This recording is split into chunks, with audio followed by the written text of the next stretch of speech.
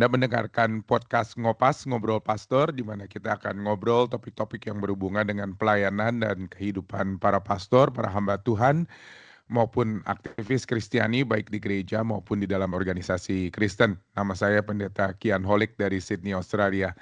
Nah, sebelum kita melanjutkan, jangan lupa untuk subscribe channel ini dan nyalakan loncengnya di YouTube supaya apabila ada video-video baru yang kami upload, Anda bisa langsung dapat mengetahuinya. Bagaimana seorang pastor membimbing jemaat mengambil keputusan hidup? Wah, saya rasa ini pertanyaan yang susah sekali nih sebetulnya nih. Karena kita harus melihat case by case, kita harus melihat juga keluasan daripada seorang pastor dan juga pastoral approach-nya seperti apa. Tapi untuk membicarakan hal ini kita ada dibantu pada saat ini bersama dengan Saudara Febrianto Tayoto yang nanti akan memperkenalkan diri karena masih muda. Saya panggilnya Febri saja begitu ya, dengan nama ya. Ya, Betul ya, Febri ya? ya, betul. Ya, oke. Selamat datang di Ngopas, Febri. Apa kabar? Kabar baik, thank you Pak Kian untuk undangannya. Ya, Febri sekarang ini sedang menyelesaikan studi PhD ya, betul, di Ya, Princeton University. Uh, seminari. Seminari, sorry. Dan pada saat ini menyempatkan waktu untuk berbicara dengan kita. Bisa tolong sedikit kasih kepada kita atau sharekan kepada kita latar belakangnya, asalnya dari mana dan juga mungkin dari gereja mana atau studi teologi di mana sebelumnya, silakan. Ya, thank you sekali lagi Pak Kian untuk undangannya. Saya merasa senang dan terhormat karena saya juga sudah tahu ya beberapa teman ataupun tentang podcast ini saya beberapa kali sebenarnya sudah pernah lihat begitu ya. Jadi senang bisa ada bersama-sama dengan Pak Kian dan juga para penonton. Saya Febrianto, lahir besar di Jakarta begitu, dan asal saya dari gereja. Saya tumbuh besar di gereja GKY, Gereja Kristus Yesus Jemaat Greenfield yang ada di Jakarta Barat. Lalu saya studi teologi S1 di Seminari Alkitab Asia Tenggara di Malang, gitu. Lalu saya kembali ke gereja asal saya, ke GKI Greenfield, melayani sekitar 3,5 tahun di bagian remaja ataupun anak muda. Lalu setelah 3,5 tahun saya studi S2 di Amerika, tepatnya di Boston College, gitu ya. S2 selama 2 tahun, baru setelah 2 tahun saya memulai studi S3 saya yang sekarang di Princeton Seminary, baru kira-kira semester kedua sekarang begitu. Oke, wah masih fresh nih kelihatannya, masih semangat sekali ya kelihatannya ya untuk PhD-nya. Sudah ada kira-kira rancangan research seperti apa begitu atau tesisnya kurang lebih seperti apa? Silakan. Ya, kalau minat secara besar itu saya di spiritualitas ya. Jadi spirituality studies, fokusnya ke interseksi antara spiritualitas dan aktivisme sosial gitu ya. Jadi apa Hmm, yang mendasari orang-orang praktik spiritual ataupun teologi spiritualitas, seperti apa yang mendasari orang-orang sih untuk melakukan aktivisme sosial atau memperjuangkan keadilan atau membantu hmm, orang yang membutuhkan begitu ya. Jadi hmm. itu kira-kira yang jadi fokus saya gitu ya. Memang Ya, masih apa ya, kuliah terus untuk 2 tahun pertama sambil dipersempit lagi ya gitu ya. Baru ya. mulai menulis disertasi. Tapi kira-kira tentang itu spiritualitas maupun juga keadilan sosial dan aktivisme sosial begitu. Wah, exciting sekali karena saya yakin ada begitu banyak sebetulnya hubungannya dan kita betul-betul excited untuk lihat nanti tesisnya akan seperti apa dan apalagi kalau bisa diproduksi dalam buku yang bisa dibaca oleh awam itu sangat membantu sekali buat kita. Uh, Saudara Febri, saya pengen tanya nih pertama-tama kita akan bicara mengenai topik bagaimana seorang pastor membantu atau membimbing jemaatnya untuk mengambil sebuah keputusan. Kenapa Anda tertarik dengan topik ini? Ya, pertama-tama sih mungkin, pengalaman pribadi ya, mungkin gitu ya. Mhm, Karena bagi saya ada pertanyaan yang terus terulang dalam pengalaman pribadi, baik ketika saya ada eee, di gereja sebelum masuk seminari, ketika masuk seminari, maupun ketika melayani gereja dan bertemu jemaat. Pertanyaan yang berulang itu adalah, Bagaimana sih saya mengetahui kehendak Tuhan dalam hidup saya? Dalam mungkin kasus yang spesifik seperti ini, dalam hidup saya yang sekarang di momen saat ini, gimana sih caranya mengetahui kehendak Tuhan? Nah, itu selalu jadi pertanyaan yang muncul berulang-ulang gitu, karena hidup kan penuh dengan Hmm. pilihan, hal-hal yang berubah, dan itu perlu terus-menerus apa ya, sebuah kepekaan, dan saya rasa itu pertanyaan yang saya terus temukan gitu ya. Nah, ketika di seminari, eh, ya mungkin saya agak pasrah dengan panggilan Tuhan dalam arti semua tempat praktik pelayanan kan dipilihkan gitu ya oleh Hmm. oleh kampus. Jadi saya merasa oh Ya. itu sudah pasti kehendak Tuhan. Ya nggak masalah lah, gampang gitu ya. Tapi ketika saya selesai dari studi dan saya harus memilih tempat pelayanan, wah itu susah. Saya mengalami apa ya, dilema begitu ya, karena ini keputusan yang sama-sama baik, tidak ada keputusan yang jelek dalam tanda kutip ya, karena ya melayani di gereja manapun atau tempat Hmm. manapun sama-sama baik gitu ya.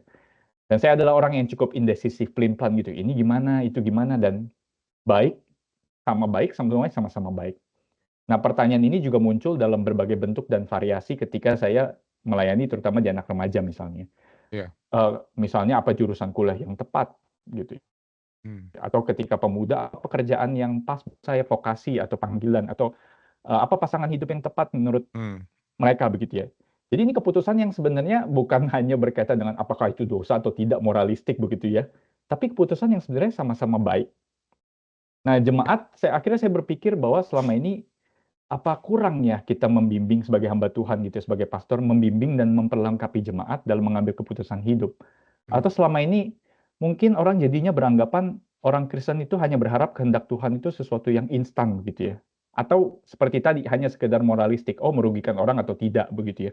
Padahal sebetulnya ada yang jauh lebih dalam sebetulnya dalam sebuah keputusan, yaitu berkaitan erat dengan kapasitas spiritual kita begitu ya. Hmm. Hmm. Jadi, ketika kita persempit ini, ketika kita bicara mengenai keputusan ini, jadi bukan hanya sekedar keputusan besar ya, tetapi keputusan kecil juga termasuk di dalamnya? Ya, mungkin kalau besar atau kecil akhirnya mungkin secara relatif dari bagaimana orang memandang keputusan tertentu ya dalam hidup. Tapi ya Hmm. betul, mungkin yang ada di gambaran saya secara umum adalah kebanyakan orang ada dalam dilema ketika dia harus mengambil keputusan mungkin yang cukup besar dalam jangka menengah maupun panjang gitu ya, yang cukup Ya. berdampak dalam hidupnya. Hmm. Tapi yang ingin saya tekankan sekarang adalah begini, em, the discernment dalam bahasa Inggris atau dalam bahasa Latin discernere gitu ya, artinya memilah, memilih gitu ya, seperti pisau yang memilih dan memilah. Itu berbicara tentang sebuah kemampuan yang tajam atau kapasitas untuk melihat dengan lebih jelas dan peka gitu ya terhadap Hmm. suara Tuhan. Nah, dalam tradisi Kristen, discernment atau mengambil keputusan, eh, kepekaan ini adalah sebuah praktik spiritual sebenarnya, menemukan kehendak Allah dalam hidup sehari-hari. Nah, saya pengen Hmm. kecil ataupun besar, kita melihat hidup kita tuh adalah sebuah praktik spiritual. Nah, hal Hmm. memilih pun adalah sebuah praktik spiritual. Hmm. Jadi kalau kata Henry Nouwen, discernment itu adalah sebuah praktik mendengar dan merespons ke sebuah tempat di dalam diri kita, di mana hasrat terdalam kita bertemu dengan hasrat Allah. Nah, itu kata Henry Nouwen gitu ya. Mendengar dan merespons ke sebuah tempat dalam diri kita, di mana hasrat terdalam kita bertemu dengan hasrat Allah. Nah, jadi kalau Hmm. ini adalah praktik spiritual, maka kecil ataupun besar, itu sama-sama bersumber dari kapasitas spiritual yang sama ya dalam diri orang. Ya. Yang membuat kecil itu kan biasanya pertama kita sudah terbiasa dan kita sudah kalkulasi nih, oh ini keputusan ini nggak akan berdampak banyak, jadi nggak terlalu masalah. Hmm. Atau Hmm. mungkin kita sudah terlatih gitu ya, makan apa, pakai baju apa, itu keputusan sehari-hari yang mungkin ada berhubungan dengan spiritualitas, tapi mungkin karena kita sudah biasa, kita sudah, bahayanya adalah kita cenderung mungkin eh, peka atau nggak peka ya, atau acuh tak acuh dalam kehadiran Tuhan dalam hidup sehari-hari saya. Begitu ya. Hmm. Mungkin bagi orang sudah terbiasa, mungkin bagi seorang atlet bukan hal yang besar lagi buat dia ikut turnamen misalnya gitu ya. Tapi bahayanya adalah seperti tadi, kadang kita acuh tak acuh karena itu sudah terlalu biasa. Nah, saya pengen besar atau kecil kita melihat ada sebuah kapasitas spiritual yang membantu kita untuk menemukan kehadiran Allah dalam hidup sehari-hari, yang akhirnya membantu kita mengambil keputusan dalam hidup gitu ya. Hmm. Hmm. Wow, ini sesuatu yang, luar biasa di mana, seorang pastor kelihatannya mengambil peranan yang sangat besar ya, di dalam hal ini ya. Karena tadi, Anda bilang bahwa ini berhubungan dengan spiritualitas seseorang. Dan kita sering melihat begitu loh kasus-kasus terutama di Indonesia, bahkan juga, jemaat yang tidak misalnya mengambil keputusan yang besar begitu ya, seperti nyari rumah di mana, di daerah mana, seringkali tanya pastor juga loh. Rumahnya lebih baik di mana, atau catnya warna apa rumahnya dan lain Hmm. sebagainya. Tapi apakah pastor itu menurut Anda adalah orang yang tepat untuk membimbing hal ini?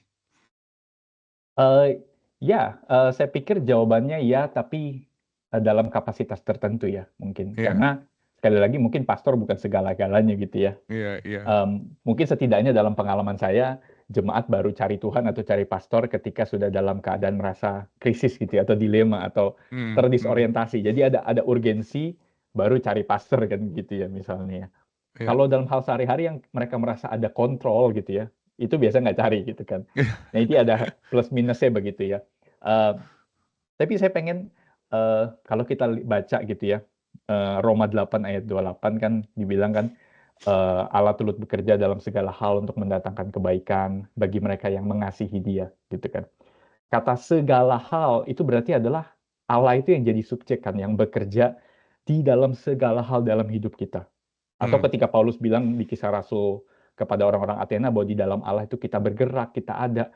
Nah, kalau segala sesuatu tuh Allah sedang bekerja untuk kebaikan, nah kalau di dalam segalanya Tuhan itu sedang bekerja, gimana kita bisa melihat dengan lebih jelas Tuhan lagi ngapain sih dalam hidup saya gitu kan.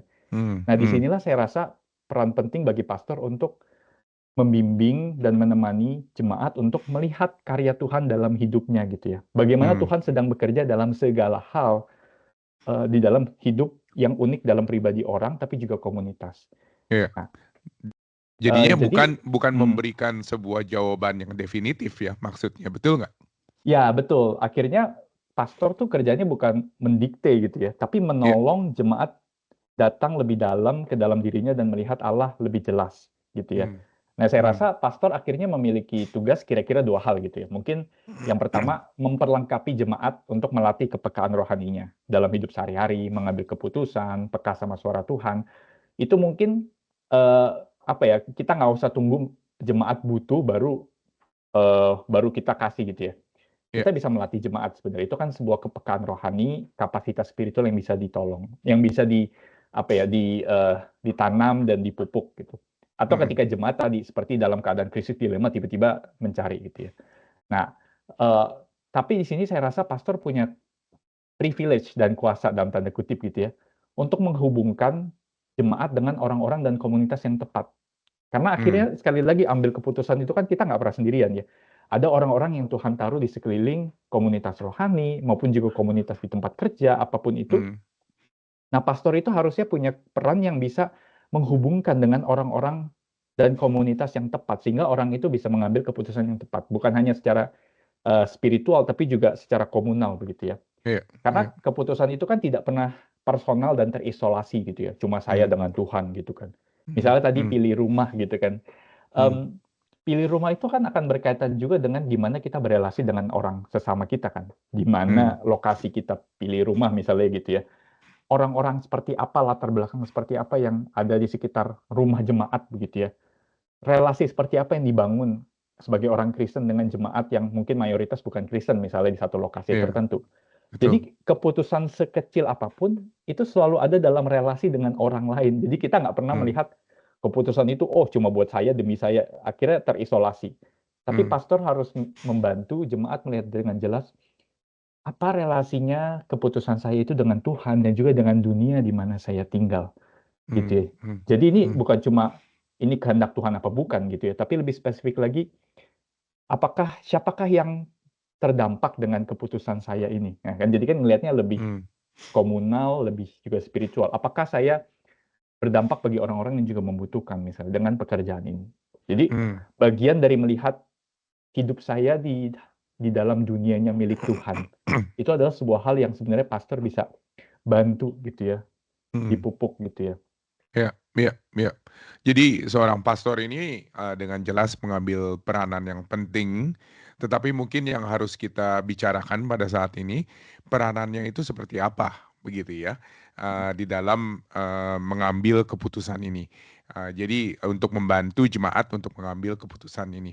Nah, menurut Anda, kira-kira ada sebuah guide atau sebuah tuntunan bagi pastor untuk menangani masalah-masalah ini khususnya ketika jemaat datang misalnya untuk mencari seorang pastor untuk meminta pembimbingan di dalam mengambil sebuah keputusan, ada sebuah guide menurut Anda?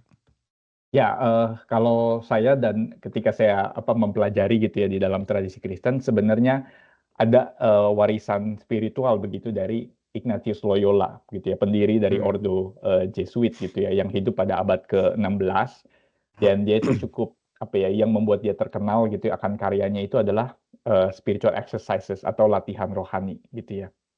Nah, Ignatius itu melihat kita untuk melihat hidup kita sebagai manusia yang terutama untuk melayani dan memuliakan Dia, gitu ya. Jadi Allah sebagai sumber segala sesuatu dan segala sesuatu harus kembali kepada Dia. Nah, tapi gambaran dari Ignatius ini adalah kehidupan spiritual kita ini seperti sebuah ziarah pilgrim, gitu ya. Ada sebuah sense of movement gitu, pergerakan bahwa ini nggak pernah selesai. mmm, Jadi hidup yang ada dalam sebuah proses itu keputusan-keputusan tertentu itu bukan akhir dari hidup kita. Jadi ini menolong kita punya empati terhadap orang lain, terhadap jemaat gitu ya, yang sedang dalam perjalanan, bahwa kita pun sedang dalam perjalanan. Jadi keputusan tertentu itu bukan akhir dari hidup seseorang, tapi bagian dari hidup seseorang menapaki hidupnya bersama dengan Tuhan. mmm, Nah, disinilah di dalam ziarah hidup kita gitu ya, kita harus mengenal dan memahami. Ignatius itu bilang, oke, kalau kita mau belajar mengenal kehendak Tuhan, itu kita harus belajar mengenali yang dia bilang itu gerakan interior dalam jiwa kita, interior movement in the soul, gitu ya. mmm, Karena apa? Hasrat kita itu seperti ditarik dari dua sisi. Ditarik dari roh Allah atau roh kudus atau iblis gitu. Waktu itu kan cara mmm, pandangnya cukup gitu ya, mmm, cukup dualistik gitu ya. iya, Nah, masalahnya menurut Ignatius, kita itu manusia penuh hasrat, dan hasrat itu seringkali disorder, melenceng gitu ya, condong ke salah satu. Nah, karena kita sudah condong ke salah satu, kita cenderung mengambil keputusan yang langsung keliru. Karena ketika kita ambil keputusan, hati kita ini udah condong gitu ya ke salah satu tertentu, dan itu bisa jadi dosa gitu, atau bisa jadi sesuatu yang membawa kita menjauh dari Tuhan gitu. mmm, Nah, disinilah peran pastor. Jadi Ignatius itu selalu menulis latihan rohaninya dalam konteks spiritual mentorship gitu ya, mentor mmm, spiritual. Ada orang yang membantu orang lain, jemaat, untuk mengidentifikasi dan mengenal pergerakan dalam jiwa mereka di mana Allah bekerja.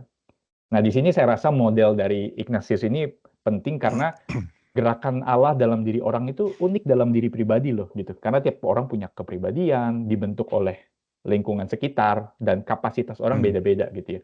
Nah, pastor jadi harus mengenal jemaat, mengenal diri mereka juga. Jadi mengenal keputusan itu bukan cuma masalah mengenal Allah, tapi masalah memahami diri sendiri juga. Jadi nggak terpisahkan gitu ya. mmm, Nah, apa gerakan itu gitu ya?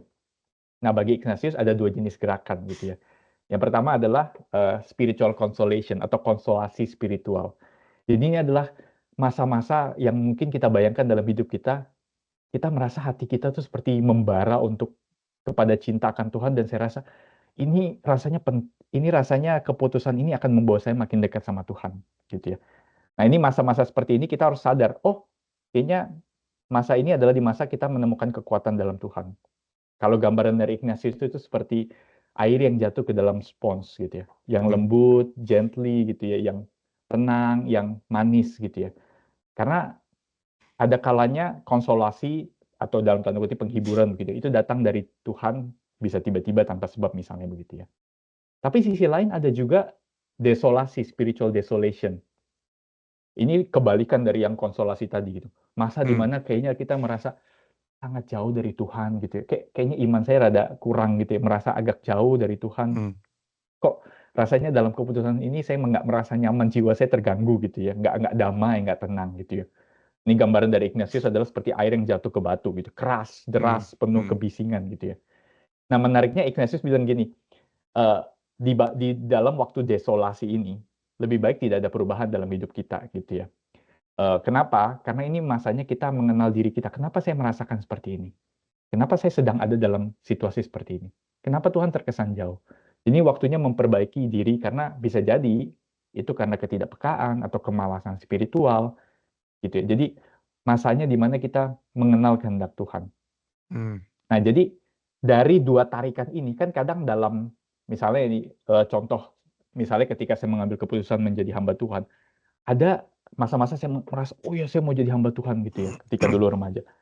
Tapi ada masanya di masa saya merasa ragu, benar nggak ya ini dari Tuhan gitu ya. Nah, Hmm. bagi Ignatius dua-duanya ini sama-sama penting untuk menolong kita menimbang gitu ya. Apakah ini benar dari Tuhan apa enggak gitu ya. Jadi bagaimana itu sedang bergejolak di dalam diri jemaat. Nah, kita menolong mereka untuk mengenali karena kadang kita nggak peka kan, ini perasaan biasa saja atau oh saya merasa enak ya udah saya ikutin. Tidak semua yang merasa enak membawa kita dekat sama Tuhan. Betul. Sebaliknya, tidak semua yang ketika kita merasa nggak enak atau merasa jauh belum tentu itu bukan dari Tuhan. Jadi, nah Ignatius saja kita menimbang ini dan tujuan utamanya kata dia adalah menjadi indifference. Indifference itu kita nggak condong ke kiri, nggak berat ke kiri, nggak berat ke kanan. Nah, artinya apa? Kadang kita dalam keputusan tertentu kita udah condong, oh maunya begini gitu ya, hasratnya membara. Tapi kita timbang-timbang seperti itu menolong kita untuk di tengah merasa, oke, tenang, saya ambil keputusan ini di hadapan Tuhan, bagaimana baik dan buruknya, lalu saya indifference gitu ya. Oke, sekarang saya mau coba ambil keputusan begitu. Ini berbeda dengan ignorance gitu ya. Ignorance kan bodoh amat gitu ya. Oh, Yeah. Tuhan mau apa beda. Indifference ini adalah sesuatu yang dilatih secara spiritual. Ya, saya bahkan berani bilang gitu ya. Ini walaupun saya merasa tidak enak, tapi ini panggilan Tuhan. Nah, itu kan orang bisa mengambil keputusan itu karena dia tidak condong kepada salah satu gitu. Karena dia merasa bahkan berlawanan dengan kehendaknya sekalipun dia mau gitu. Karena dia merasa dengan yakin. Gitu ya. Nah, itu kira-kira apa ya pertimbangan yang diberikan oleh Ignatius gitu ya dalam membimbing jemaat dalam percakapan gitu ya, membantu mengenal oh iya ya dalam keputusan yang hendak saya ambil ini apakah spiritual desolation-nya, apakah spiritual consolation-nya gitu. Di mana saya merasa jauh dari Tuhan. Jadi dalam perjalanan mengenali dua itu dan melihat di mana dua itu bisa menolong kita mengasah gitu ya kepekaan rohani gitu ya. Oke, oke. Berarti, sekarang, bagaimana secara praktis gitu, ketika seorang, pastor sedang membimbing seorang jemaat contohnya, kira-kira hal apa saja gitu yang bisa dilakukan oleh seorang pastor dengan mengambil prinsip dari Ignatius ini, ketika mengambil, atau ketika membimbing seseorang di dalam pembicaraan pastoral Hmm. atau di dalam pembimbingan? Ya, jadi ini bisa terjadi dalam berbagai konteks gitu ya. Mungkin memang saya harus sadari bahwa memang ini konteksnya mungkin pada utamanya adalah spiritual direction gitu ya. Iya, Ketika percakapan rohani dengan orang membimbing secara spiritual, mungkin agak berbeda dengan konseling. Jadi ini saya hendak membedakan supaya iya. dengan jelas bahwa ini agak berbeda dengan konseling dan karena posisinya agak berbeda dan perannya agak berbeda. Konseling punya tekniknya sendiri begitu ya. Tapi saya rasa ketika saya memikirkan konteksnya, ini bisa terjadi dalam beberapa konteks gitu ya. Misalnya bisa terjadi dalam kelompok kecil gitu ya. Kalau kita punya cell group di gereja dan bahkan mungkin nggak cuma one on one gitu ya, 2, 3, atau 4 orang pun mungkin nggak terlalu jadi masalah gitu ya. Mmm. Kalau misalnya lagi ada satu yang sharing, "Saya lagi galau nih mengambil keputusan ini," gitu ya. Nah mungkin di situ kita bisa menolong dari cerita dia kita bisa melihat, "Oh kayaknya kamu lebih condong ke arah sini ya," gitu, melihat. Jadi, kita menolong dia merefleksikan, melihat, "Oh kayaknya dari apa yang kamu ceritain kamu lagi condong ke arah sini nih," gitu ya. Mmm. Nah kita tarik ke arah sebaliknya, bisa nggak? Kalau Tuhan mau kamu nggak melakukan keputusan ini gimana? Atau kamu ke arah sebaliknya, bisa nggak gitu ya? Jadi men-challenge jemaat gitu kan. Atau dengan konteks kelompok kecil misalnya, orang-orang lain, eee, jemaat-jemaat lain yang juga jadi kelompok kecil, itu juga bisa membantu, memberikan bukan masukan ya, tapi merefleksikan, memantulkan apa yang jadi hasrat orang ini gitu ya. Nah jadi, ini bisa terjadi dalam konteks, pemuridan gitu ya. Mmm. Nah, eee Ignatius kasih contoh begini, Ignatius bilang, "Kalau kamu butuh di dalam latihan rohaninya, kalau kamu mau cari kehendak Tuhan, gampang bukan gampang, satu, lihat Yesus," gitu ya. Ignatius punya patokan yang sangat jelas bahwa kalau kamu mau patokan dalam hidup kamu lihat Yesus. Makanya dalam latihan rohaninya, dia itu selalu sertakan pembacaan-pembacaan dari Alkitab, terutama dari Injil. Ya. Dari pembacaan-pembacaan yang dia tanyakan itu selalu sangat imajinatif. Bayangkan kamu ada di kapal bersama dengan Yesus, misalnya gitu ya, sebagai muridnya. Kamu bayangkan secara imajinatif. Kira-kira apa yang Yesus katakan gitu ya. Jadi, nah ini bisa diiringi juga dengan pembacaan Alkitab sebetulnya yang mungkin umum ada di cell group kita ataupun mungkin di percakapan one on one begitu ya. Bayangkan kita sedang mengikut Yesus begitu ya. Kira-kira apa yang Yesus tanyakan. Jadi Alkitab bisa dipakai menjadi sumber sebetulnya untuk jemaat melihat ke kedalaman dirinya Tuhan itu mau apa ya. Kalau saya seperti murid yang ikut Yesus, saya lagi bimbang nggak ya? Atau saya lagi ragu seperti Petrus misalnya gitu ya. Jadi Ignatius selalu kasih dorongan dengan melihat seperti Yesus, melihat kepada Yesus begitu ya. Nah itu mungkin dalam konteks pemuritan gitu ya.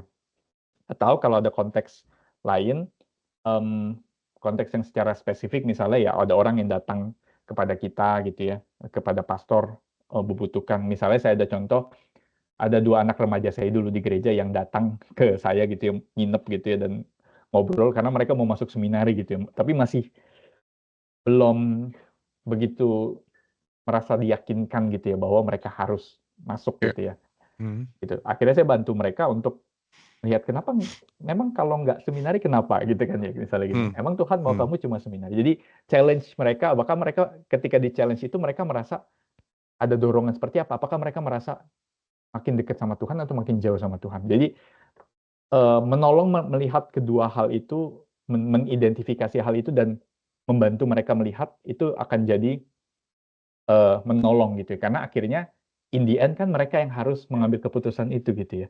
Baik. Bukan pastor yang mendikte. Jadi Hmm. akhirnya tergantung case by case, tapi menolong orang itu masuk lebih dalam gitu ya, ke kedalaman mereka. Atau ketika mereka ada krisis kita hadir gitu ya, dilema untuk mengambil keputusan tertentu.